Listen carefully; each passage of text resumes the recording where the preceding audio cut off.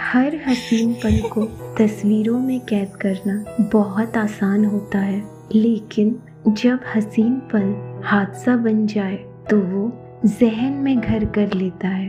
एक ऐसे ही खौफनाक किस्से से हम रूबरू होंगे। मैं सिया खान आपके सामने एक खौफनाक कहानी प्रस्तुत करने जा रही हूँ।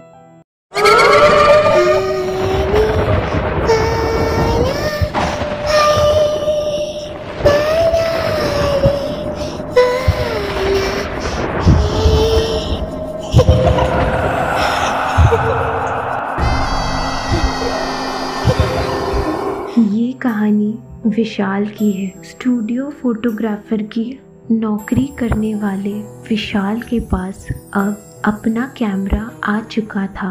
अब वो खुद फोटोग्राफी के ऑर्डर लेने लगा था। फोटोग्राफी के काम से एक दिन विशाल दूसरे गांव की ओर निकल पड़ा। वहाँ किसी की बर्थडे पार्टी थी। इस फोटोग्राफी ऑर्डर के विशाल को काफ़ी अच्छे पैसे दिए गए थे, पर दिक्कत ये थी कि पार्टी देर रात तक चलने वाली थी और उसके बाद वहाँ पर रुकने का कोई अच्छा ठिकाना नहीं था। इसलिए विशाल ने सोचा कि वो रात में ही सफ़र कर घर वापस लौट जाएगा। विशाल अपना कैमरा सेटअप लेकर बर्थडे वाली जगह पर पहुंच गया। वो एक बहुत शानदार मेंशन था जहां विशाल ने कुछ तस्वीरें भी खींची। तभी अचानक एक सुनहरे बालों वाली गोरी चितली लड़की विशाल को सामने से इशारा करने लगी। उसने विशाल को मेंशन के बाहर आने का इशारा किया। विशाल ने उस लड़की को कैमरा दिखाते हुए इशारा किया कि वो अभी बाहर नहीं आ सकता। ये कहकर विशाल दोबारा से तस्वीर लेने लगा। कुछ देर बाद जब विशाल तस्वीरें ले चुका था, तब उसने इधर उधर देखा तो वो लड़की विशाल को बाहर की ओर नजर आई। विशाल फौरन उस लड़की के पास पहुंचा और उसने उस लड़की से माफ़ी मांगी। विशाल ने कहा कि वो तस्वीर लेने में थोड़ा बिजी था, इसलिए वो उस लड़की के बुलाने पर नहीं आ पाया। फिर विशाल ने उस लड़की से पूछा कि वो मेंशन के बाहर क्यों खड़ी है, अंदर क्यों नहीं आ रही। कुछ देर तक तो वो लड़की विशाल को घूरने लगी और फिर उसने झाड़ियों की ओर इशारा किया। विशाल ने उसे इनकार कर मेंशन के अंदर जाने का इशारा किया। वो लड़की नाराज हो गई और उसने विशाल को हाथ के इशारे से लौट जाने को कहा। देखते ही देखते वो लड़की झाड़ियों की तरफ चली गई। विशाल से रहा नहीं गया। वो भी उस लड़की के पीछे पीछे झाड़ियों की तरफ बढ़ता चला गया। पर उस वक्त विशाल ये नहीं जानता था कि इस बेवकूफ़ी का अंजाम बहुत खौफनाक हो सकता है। कुछ ही दूर चलने पर विशाल के सामने अंधेरा सा छा गया।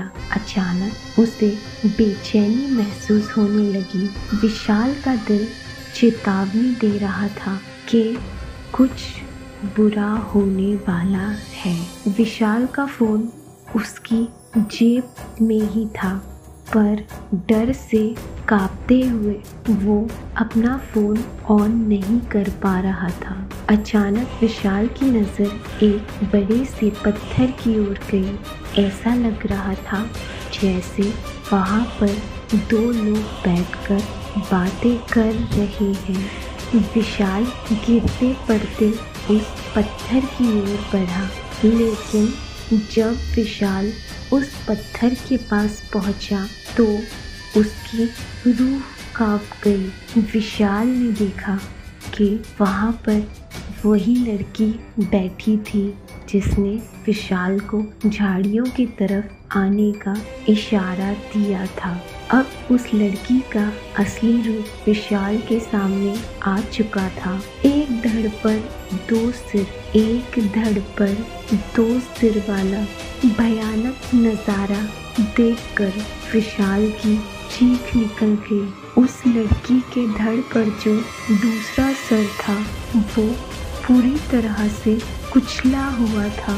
उस भयानक आकृति से दिल दहला देने वाली आवाज़ सुनाई देने लगी। विशाल बहुत तेजी से भागा और किसी तरह एक कच्चे रास्ते पर आ गिरा। थोड़ी देर बाद वहाँ बाइक पर दो लड़के आए और विशाल को मेंशन वाली बर्थडे तक लिफ्ट दी। उन्होंने विशाल को धमकाते हुए पूछा कि वो झाड़ियों के भीतर क्या कर रहा था।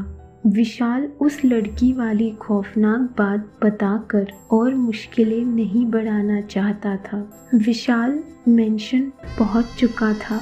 उसने अपनी फोटोग्राफी की फीस ली और वहां से निकल गया। विशाल उस मेंशन से लौट गया, पर उसके मन में उस हादसे ने घर कर लिया था।